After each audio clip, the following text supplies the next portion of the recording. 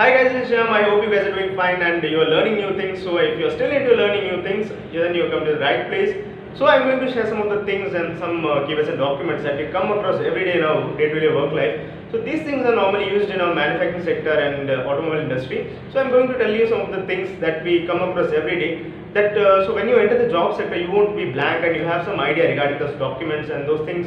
So you won't when somebody asks you about that. So okay, you will have a basic idea of what it is and what those things are. So it will be also helpful if you are trying to attend an interview, and these are the normally basic things that they ask the HR and the technical person what they ask regarding this. So it will be quite helpful for you. So last time we talked about the 7QC tools that is being normally used in the problem solving techniques. So today we are going to talk about the PPAP. So the full form of PPAP is Production Part Approval Process. So we are going to see one by one what are the documents available. There is totally 18 documents in that. So one by one we are going to see what are the documents and why it is being used.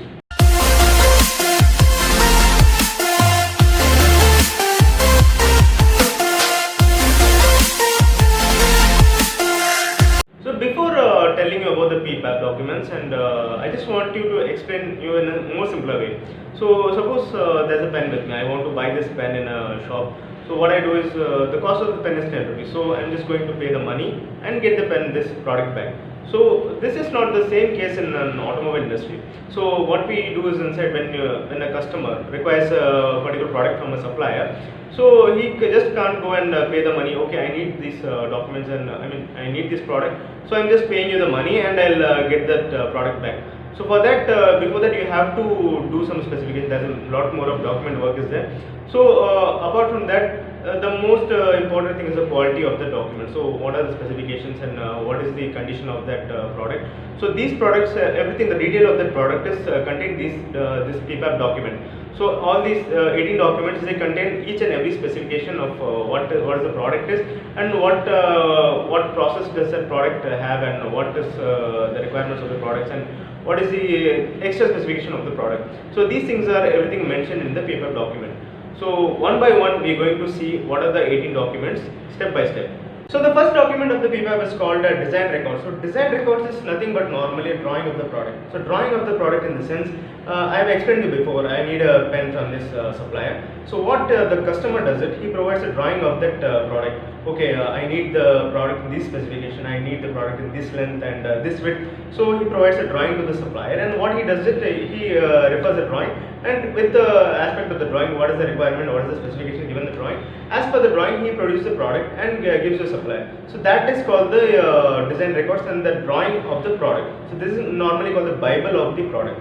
So the second document is called Authorized Engineering Change Document, normally called as an ACN document. This document is given when the change is there in drawing or some product related specification. So when this change has been done, it should include in the PPAP package, and the document is also given during the PPAP submission. And at number 3 we have customer engineering approval. So normally customer engineering approval refers to the positive trial outcome of the product at the customer end. So there's a supplier end, there's a customer end. So customer end, the one we supply the parts, and at their facility, what happens is they produce the part at the supplier end, and they go to the part at the customer end, they produce and trial and see everything whether it's okay or not.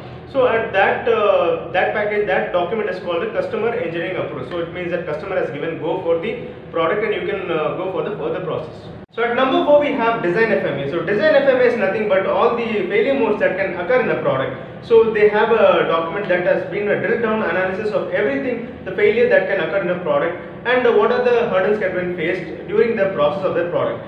And they have a risk priority number in that document. So that risk priority number, if it's much more higher, then what happens, you have to take care of the product and you have to take measures regarding to convert, to make that number smaller. So that includes the 4th document of this PPAP package.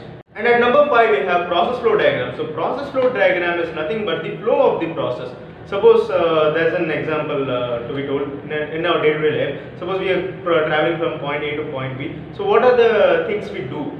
So in a manufacturing industry, what happens when we receive a material? What happens if there's an invert process there? So while inverting the product, they check everything regarding the specification, regarding the quantity and the invoicing, everything they check it, and after that it goes for the quality inspection where they check everything, and after that it again goes for the manufacturing where they assemble or create the parts, and after that it moves to the final stage where it's being packed up and after move for the dispatch to the customer.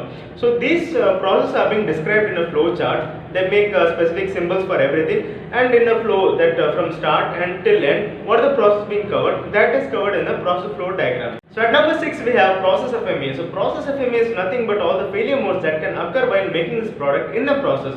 This is quite similar to the design FMEA in the concept that design FMEA only focuses on the product, but this process FMEA focuses on the process side. So what are the failure modes that can occur while making this product into a process? And this similar to the FMEA, what I told is they have an RPN number. So RPN number, higher the RPN value, that higher the risk. So they need to monitor and make sure that RPN level goes to the lower side. So when they make some improvements, and by that they make the RPN having higher target to lower target.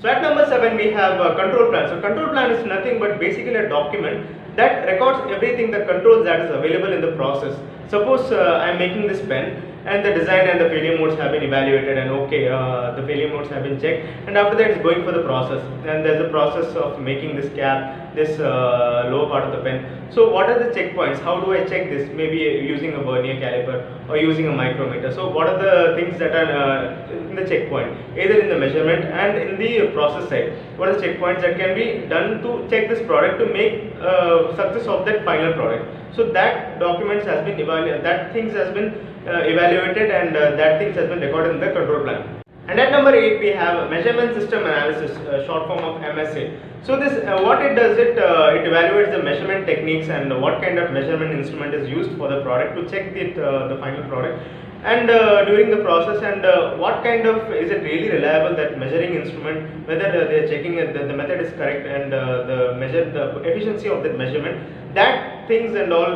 comes under the MSA. So at number 9 we have dimension results. So dimension results is nothing but the dimension of the product. Let me tell you by an example. So suppose there is a pen with me. So what I told in the beginning, that I have a pen with me. So the customer needs a pen like this. So what he provides is a drawing for this pen. So what he does is, normally the drawing, there is normally what we see is just a pen with a lower cap and a cap is there. So just a byproduct of the two product. So what in the drawing it been mentions is all the specification, what is the radius at the end curve, and what is the height of this total pen, and what is the height between the cap and this center bottom, and what is the center point, what is the distance between the center and this one.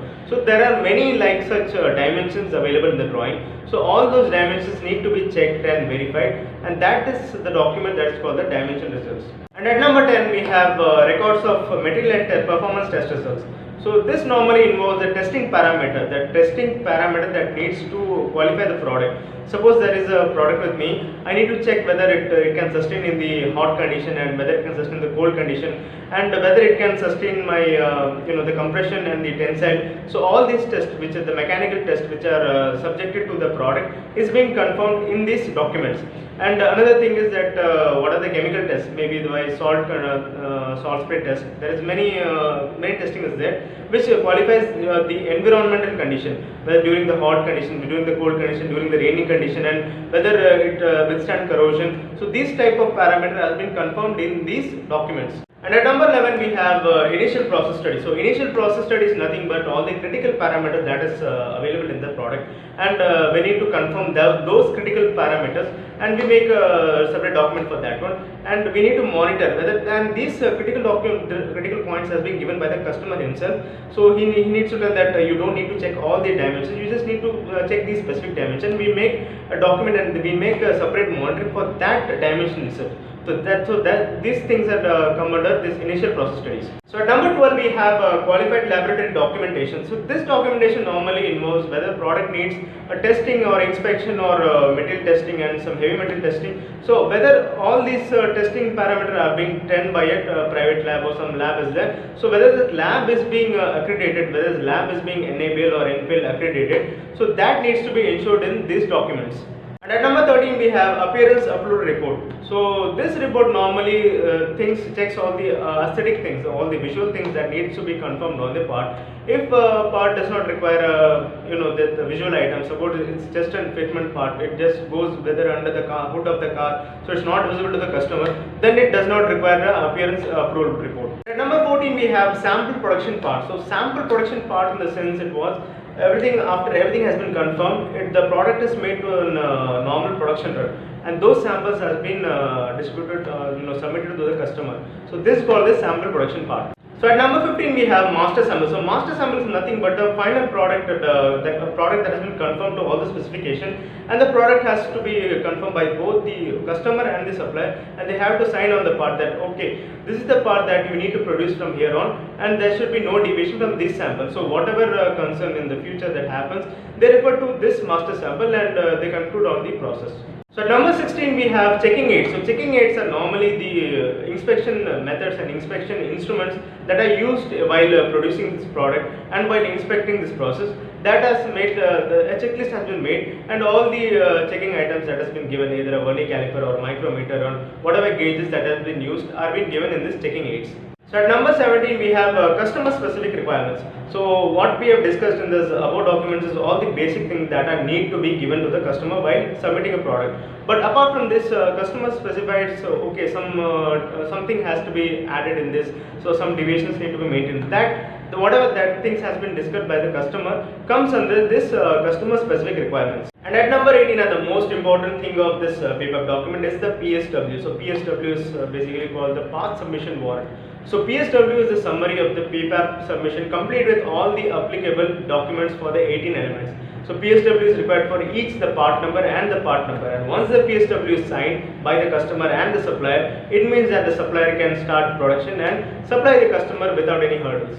So that's it for today guys. I hope you had a small understanding about what is the PPAP and what are the documents related to that. But I didn't go much deep about in depth about all these documents specifically, because I thought it would really have taken more time. So I thought of making, I'm going to make another video about all these single documents in a specific manner.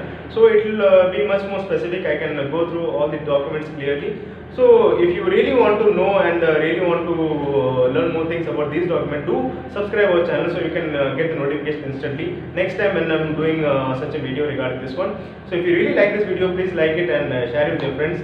And that's it guys, and this is Shyam signing off.